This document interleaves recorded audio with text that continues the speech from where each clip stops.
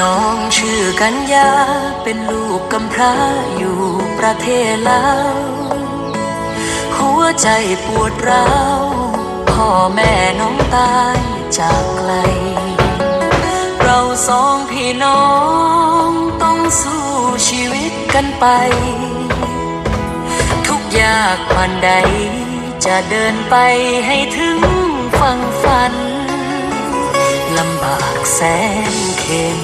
ลำเค็ญแท้น้อชะตาน้องกัญญาบ่ฮู้สิเฮ็ดจังใดได้แต่วาดฝันว่าสักวันต้องมีให้ได้อดทนสู้ไปเพื่อวันนั้นมาถึงสวรรค์เมตตาให้ได้มาพบผู้ใจบุญช่วยเหลือเกื้อหนุนคำจุนตลอดเวลาขอบคุณทุกท่านที่รวมสร้างฝันเป็นจริงขึ้นมาน้องขอสัญญาว่าจะเป็นคนดีจากใจกัญญาขอสัญญาว่าจะเป็นคนดี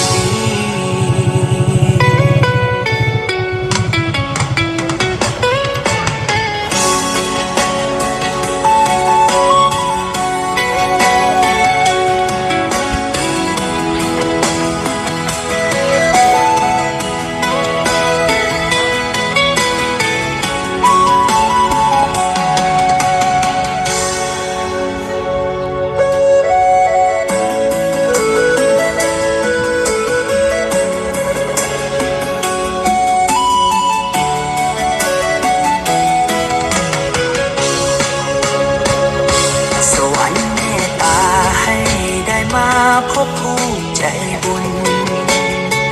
ช่วยเหลือเกื้อหนุนคำจุนตลอดเวลาขอบคุณทุกท่านที่ร่วมสร้างฝันเป็นจริงขึ้นมาน้องขอสัญญาว่าจะเป็นคนดีจากใจกัญญาขอสัญญาว่าจะเป็นคนดี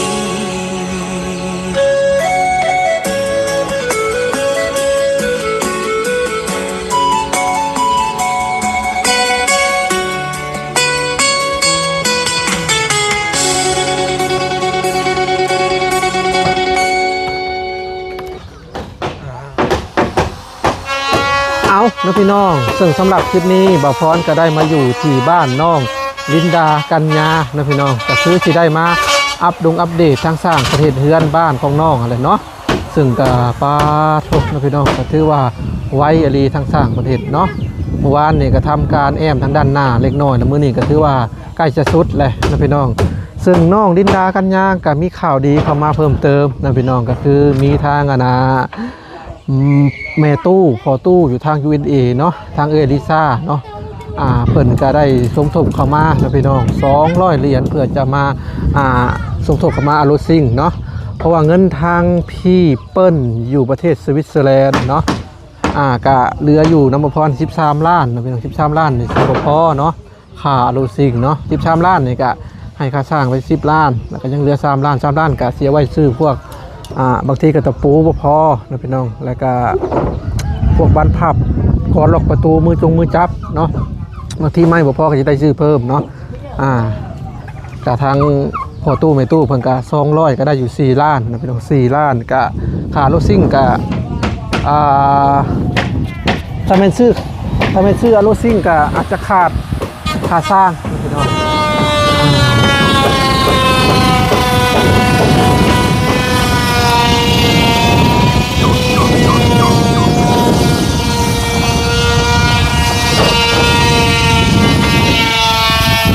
ตอนนี้เท่ากับว่างบสร้างบ้านน้องลินดากัญญานี่13 บวก 4จะเป็น13 14 15 16 17ล้านนะพี่น้อง17ล้านสมมติว่าให้ค่าสร้างไป10ล้านก็ยังเหลือ7ล้านนะพี่น้อง7ล้านนี่ก็ ซื้ออารูซิ่งนี่ก็ยังบ่อยากพอได้พี่น้องค่าอารูซิ่งก็ยังบ่อยากพอปานนั้นเนาะบัดนี้ค่าไม้บางทีไม่บ่พอเนาะหรือวันนั้นนี่บ่พอก็ต้องซื้ออีกนะพี่น้องบางทีก็อาจจะเอาเงินตรงนี้ไปซื้ออารูซิ่งก่อนค่าสร้างบ่พอจังได๋ก็เดี๋ยวบ่พอจะแจ้งไปในคลิปอีกเนาะค่าสร้างยังเหลือ10 ล้านนะพี่น้อง10 ล้านพอเพิ่นเบิกไปมื้อวันก่อนๆหลายอาทิตย์ก่อนก็9 ล้านเนาะ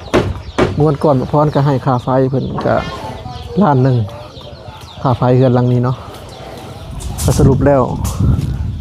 ตีออกไปค่าไฟกับค่าสร้างนะ20 ล้านนะพี่น้องค่าวงกบ5 ล้านค่าไม้ม้วนก่อนก็ล้านหนึ่งม้วนก่อนอีกก็สั่งมาอีกนะพี่น้องคือสั่งมาได้เลยอะไรเนาะก็อันนี้ก็บ่ฮู้ว่าสิพอเป๊ะหรือบ่นะพี่น้องบางทีก็อาจจะขาดดับใดดำตัว1 2ตัวนี่แหละเนาะยังด้านนี่มืออื่นก็น่าจะแอมสำเร็จนะ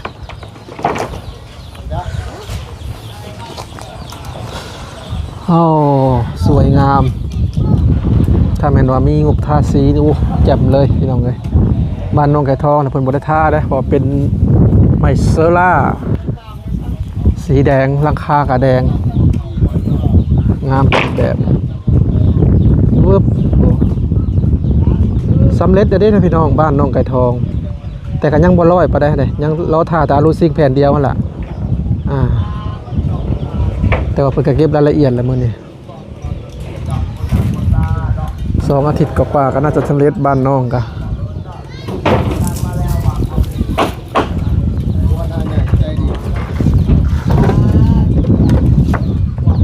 ไม่นี่งามอยู่เนาะสร้างเนาะโอเคอยู่ใส่ได้อยู่ได้ใช่นี่ดิไม่นี่กว่าตอนนั้นอีกฮะกว่าไม้เซล่าไม้เซล่าว้าวไปดอ พอไม้เซล่าแล้วแห่งดีกว่ามันทนกว่าไม้เซล่าบ่ทนนะก็เป็นบ่แตกพอไม้เซล่าจะฮู้บ่กันฝนกันมอดกันปวกหมอดเขาอันนี้ถ้าบ่ทำบ่ทาสีนี่เฮิงไปนี่พุยได้ถ้ามีหมอกความหมายของสร้างมันก็คือแบบว่าเคาะแล้วบ่แตกเพิ่นความหมายว่าดีกว่าตัวนั้นจริงๆแล้วแค่เฮายิงน็อตแล้วก็เฮาไปเคาะก็อยู่บ่นั่นเลยความหมายเพิ่นว่าดีก็คือเฮาเคาะปังๆมันก็จะบ่แตกอันนี้มันบ่แตกอยู่แล้วนะพี่น้องมันเป็นไม้เนาะไม้สดความหมายคือลักษณะแบบนี้แต่ความคงทนนี่ก็บ่พอคิดว่ามันบ่แตกความหมายเป็นคนละแบบเคาะบ่แตกแต่ตอนนั้นเป็นปูนเด้แต่ว่าเคาะแตกแต่ตัวนี้บ่แตกแลนขอบให้จบดีเนาะสร้างเขาเอิ้นไฮเตอร์บ่หรือเราเตอร์ไลเตอร์ไฮเตอร์นี่เป็นนั่นเป็นเครื่องซักผ้า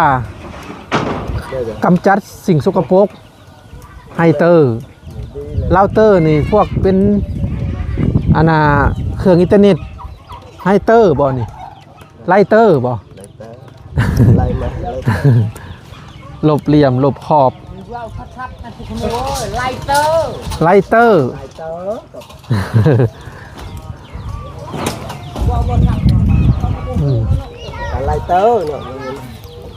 เดี๋ยวสิให้ตั้งสร้างแทกเลยเนาะเดี๋ยวมื้ออื่นสิสั่งอารูซิ่งไป28 16 17แผ่นนี่ล่ะถ้าแม่นว่ามีงบทาสีบ้านน้องก็สิแจ่มเลยเดี๋ยวคลิปถัดไปเนาะสิให้ทางน้องฟังเพลงพี่น้องเอ้ยฟังเพลงอันที่ทางพี่เปิ้นแต่งเนาะโอ้ถือว่าเพิ่นแต่งได้ดีเลยพี่น้องเอ้ยเดี๋ยวสิให้ FC ฟังไปพร้อมกันโอ้สวยงามอะลีแจ่มเลยนี่เนาะ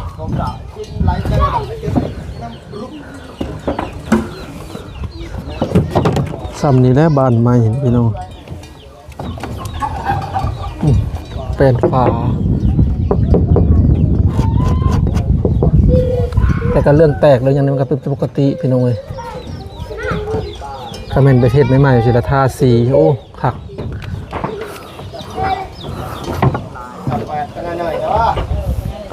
สบายดีช่างไวเนาะมือนี่สำเร็จเนาะแอม สมเพิ่นว่า2อาทิตย์กว่าๆได้ล่ะ มื้ออื่นก็เชื่อๆแล้วได้มา ไปดองบ่ ไปดองอันนั้น ดอง เอ้ย ดองอยู่ไสแน่ อยู่บ้านนี่เด้อเดินเขานี่ อ๋อ สบายคนเดียววัน9โมงหรืออะไรจังมา สบายแน่เนาะมื้ออื่นเนาะ ต้องคิดเอาเลย แทกสังกะสีให้เด้อสร้าง เลย ประมาณ10กว่าแผ่นนี่แหละเนาะ28 16แผ่นแม่นบ่หรือว่าเอาเกินนั่นบ่ เพิ่นตัวนี้กัน70ตัวนี้6เมตรเลยให้ตัวนี้7เมตรเลย7เมตร8เมตร8เมตร40ไล่ไปไล่ทางลูกยาวนี่8เมตร50 อืม ทางนี้คือ4เมตร4เมตร3เราจะจดอันนั้นเนาะ เดี๋ยวจด ละเอียด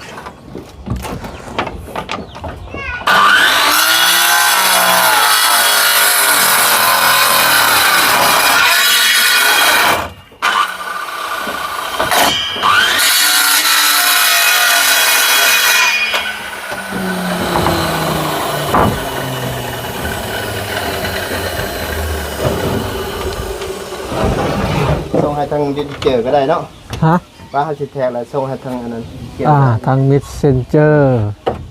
ทางพวกแพลตฟอร์ม เลย เขียวพี่น้อง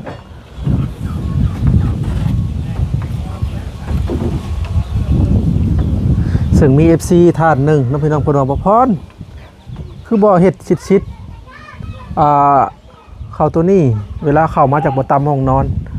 ก็เพิ่นว่าอยากให้เฮ็ดคืออันนั้นอยู่พุ่นแต่ว่ามาบ่ทัน แต่ว่าคนลาวเฮานิยมตรงกลางเนาะห้องประตูเพราะว่าเพิ่นเลือกที่แบบว่าแนมมาแล้วมันสวยงามเด้มันอยู่ระหว่างกลาง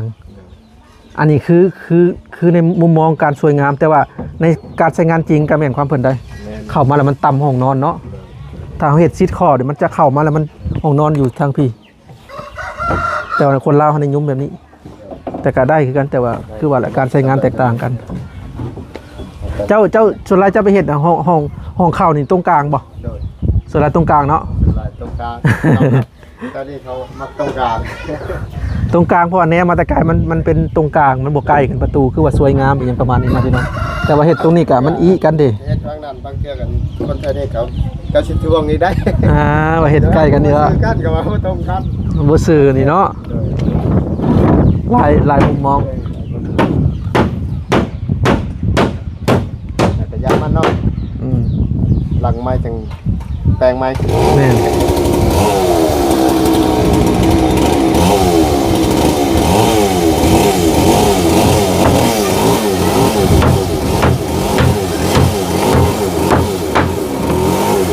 ช่วยบ่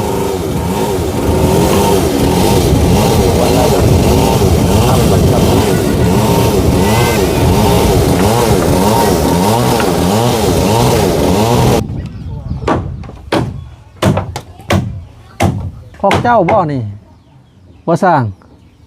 พอกเจ้าบ่อนี่ นั่นแหละเขาสร้างมา อยู่ข้างล่างบ่ อยู่กับเรา โอ้เราก็มักม่วนเนาะ เจ้านี่บ่ซื้อได้เนาะเจ้าซื้อกันวะ จะดึง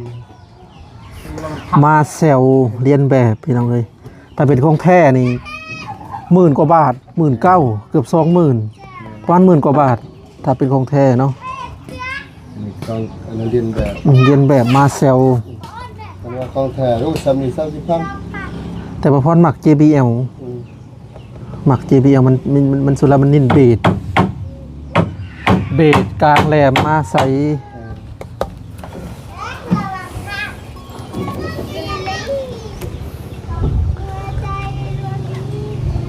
ตอนนี้เป็นเวลาสิเข้า6 โมงแล้วพี่น้องเลยทางสร้างเพิ่นก็บ่เลิกง่ายได้เห็นว่าเพิ่นก็เร่งมือแล้วตัวนี้บ่สร้างส่วนหลายเจ้าเคยไปเฮ็ดเฮือนคนอื่นนะเขามักใส่ผ้าแบบธรรมชาติดิบ่นี่บ่ผ้าไมเซล่าคือบ้านนั้น บ่บ่จักใส่สิขามันจะได้เรามักใส่แต่แถวนี้มันส่วนว่ามันมีแป้นเด้ อืม เรามักใส่แต่ตัวนี้ มันยังมีไม้แน่เนาะ เฮือนนั่นก็เขาใส่แต่ดินเนาะว่าดินนะนะกันว่าเฮือนใหม่นี่ก็ใส่แต่ไม้แปลนนี่แหละ ก็งามเน่นหน้าดี โดย ถูกบ่แตกเนาะ แต่ ไม้ตัวนั้นหันก็งามอยู่หากคันบ่ซื้อตัวนี้เฮาดุงน้อยหนึงก็มันจักแตก ขดหน่อยหนึงแฮกตัวนั้นบ่ได้ขดบ่ได้นั่นนะเป็นซื้อครึ่งนึง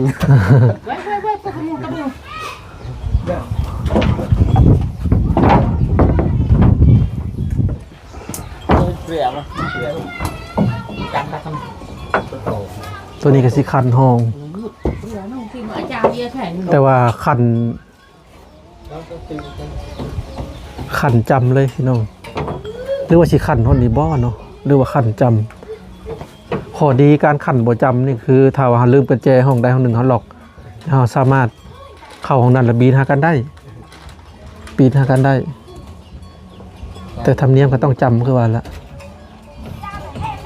เขาบ่นั่นเนาะว่าเขาบ่มีอันนั้นส่วนใหญ่พวกนั้นเนาะกับเลิกคันก็ได้ว่านะ ฮะ ว่าเขายังอันนั้นเพียงน้อยก็บ่คันก็ได้สิว่า แต่เพิ่นให้คัน เพราะว่าเฮ็ดประตู2ปอกแล้วบ่คัน มันก็แปลกแล้วล่ะ เพื่อกระเจ้าใหญ่นะแต่ว่าให้เพิ่นคัน ตอนบอกตัวห้องก็ ตอดไปพูดเลย คันจำเลยเนาะ ยังไงแต่งเตี้ยของผม นั่นทำคือเขาคันเพื่อนอันน่ะมื้อนี้นาเนาะ แม่นแล้ว ผมจะบอก441 341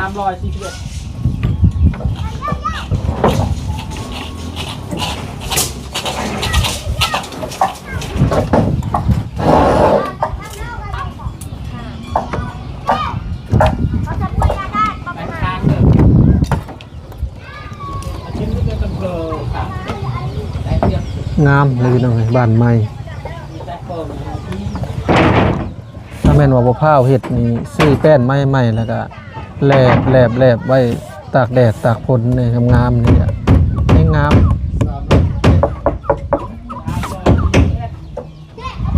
ทรงโมเดิร์นพี่น้องบ้านน้องทรงโมเดิร์นแบบเดียวครับบ้านน้องแน่นนาบันไดขึ้น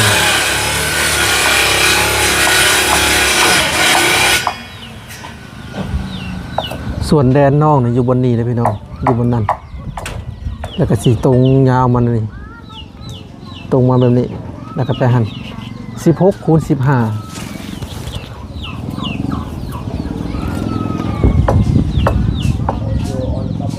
ถ้าว่ามีงบก็สิได้ซื้อลักหัวมาให้น้องนะพี่น้องลักหัวแล้วก็อ้อมตะนางไว้เฮ็ดทางออกทางนั้นทางออกตรงไปหมดเลย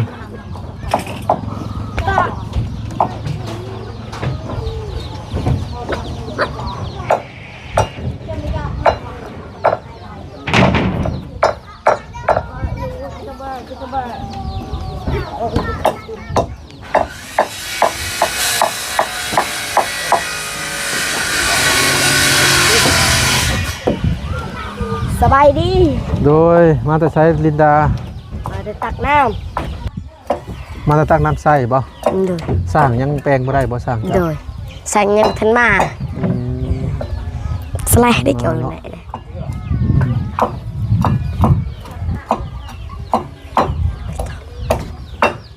อยากใส่น้องอันกันยาตัก เด็ก น้ำ ตักน้ำยังสูบน้ำสีอาบนี่ ใส่น้ำทางลุงกับป้าเนาะ โดย ก่อนน้ำเพิ่นเพแล้วนะพี่น้องกำลังแปลงรอสร้างมา ใส่เงินทันมา มื้อหน้าสิเอาเพลงให้ทางเพลงทางแม่เปิ้น โดย แต่งให้น้องกันยา เนี่ย อยากพังบ่ โดยอยากพังเลิกเพลงเลยนะ อยากพังเนาะ โดย เดี๋ยวให้ทางน้องกันยามาก่อน โดยโดย เป็นราคาเรียกทางประธานก็เป็นคลิปหน้าเดี๋ยวเพิ่นว่างแล้วบ่ โดยตักน้ำนี่เลยก็แล้วว่างแล้วแหละ อ๋อ ไม่ได้ไปใส่เด็มาแล้ว เ อิ้นเพิ่นเด้อ กันยาผู้ใดเวียมอยผู้ใดเวีย เดี๋ยวสิให้ฟังเพลง กันยา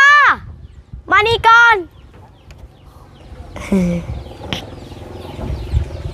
ผู้ใดเวียล่ะไม่ได้เวียกันยาไม่ฟันแต่กับคุณทำไปเลย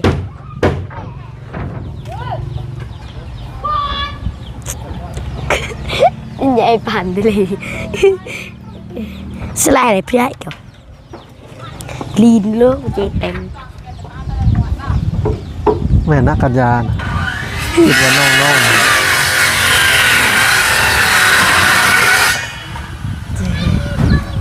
ไอ้หน่อยเหรอ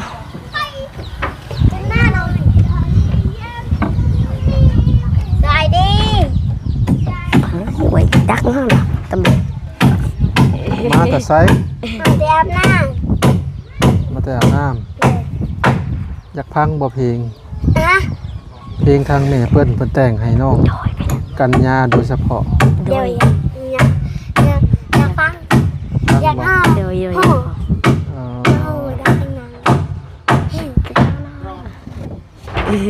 โอเคเนาะพี่น้องสึกบ่พรกะสิให้อาณาทางน้องดินดากัญญาพังเพลงที่ทางแม่เปิ้นแต่งให้เนาะก็คือเพิ่นส่งมาทางไลน์เนาะพี่น้องเดี๋ยวจะให้ฟังเด้อเดี๋ยวสิเปิดให้ฟังก่อนพี่น้องเอ้ยตั้งใจฟังเด้อ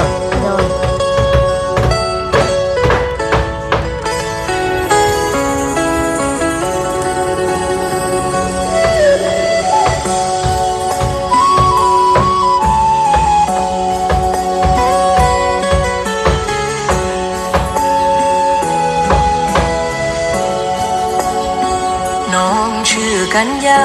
เป็นลูกกำพร้าอยู่ประเทศลาวหัวใจปวดร้าวพ่อแม่น้องตายจากไกลเราสองพี่น้องต้องสู้ชีวิตกันไปทุกยากปานใดจะเดินไปให้ถึงฝั่งฝันลำบากแสนเข็ญลำเค็นแท้น้อชะตาน้องกัญญาบ่ฮู้สิเฮ็ดจังใดได้แต่วาดฝันว่าสักวันต้องมีให้ได้อดทนสู้ไปเพื่อวันนั้นมาถึงสวรรค์เมตตาให้ได้มาพบผู้ใจบุญช่วยเหลือเกื้อหนุนคำจุนตลอดเวลาขอบคุณทุกท่านที่รวมสร้างฝันเป็นจริงขึ้นมาน้องขอสัญญาว่าจะเป็นคนดีจากใจกัญญาขอสัญญาว่าจะเป็นคนดี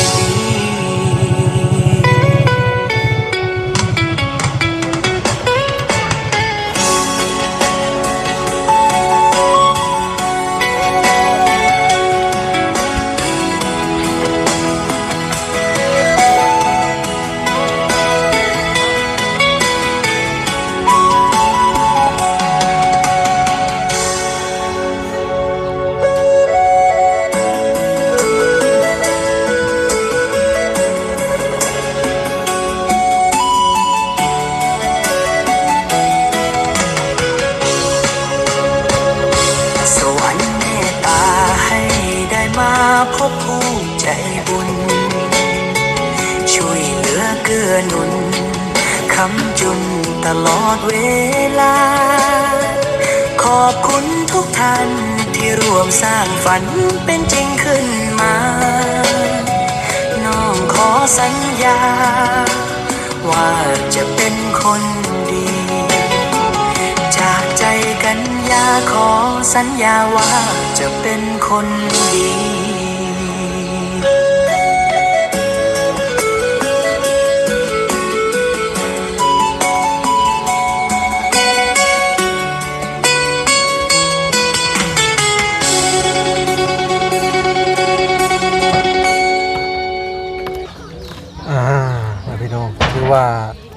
โอ้เพราะไอหลีแล้วก็ม่วนเนาะ โดย สิ่งข้างนอกลินดาก็น้ำตาตกนะพี่น้องถือว่าเพลงนี้กินใจขนาดเนาะ โดย ทั้งเมเปิลเด้อ โดย เมเปิลอยู่ประเทศสวิตเซอร์แลนด์นี่แหละ โดย ผู้ที่ซอยเก็บเฮือนในทางนอกนี่แหละ โดย แล้วก็ทางนอกนะบ่มีโทรศัพท์นะพี่น้องถามมีโทรศัพท์อภรจะส่งเพลงนี้ให้ส่งให้แล้วให้เพิ่น มี ต่อ โทรศัพท์ หืม โทรศัพท์นี่ นี่บ่ จ้ะ เดี๋ยวสิส่งเพลงอันนี้ให้เป็นได้ลินดา เพราะ โดย เนาะ เพราะโดย อืม คือชีวิตจริงอยู่ตอนนี้แหละ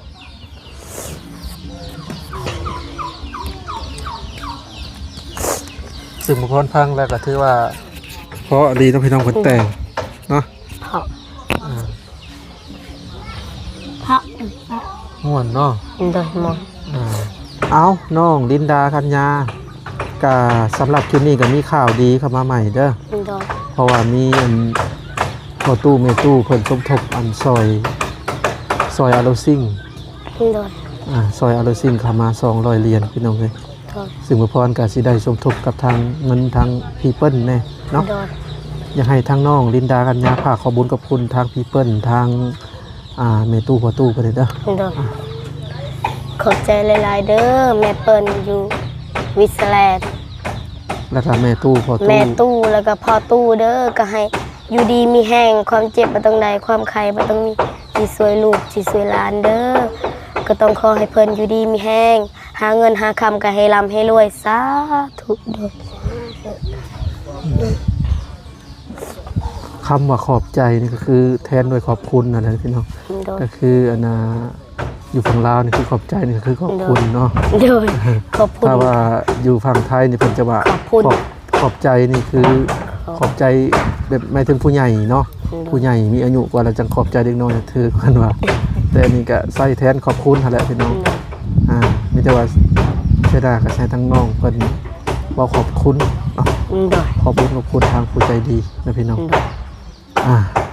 เอาละน้องลินดากัญญาแบบนี้สิขอตู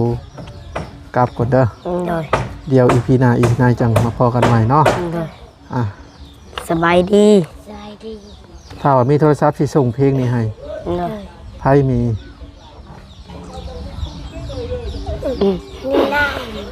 ลินดามีโทรศัพท์บ่หรือว่าจังใดหรือว่าโทรศัพท์ญาติพี่น้อง ตัดทอพี่พอ อื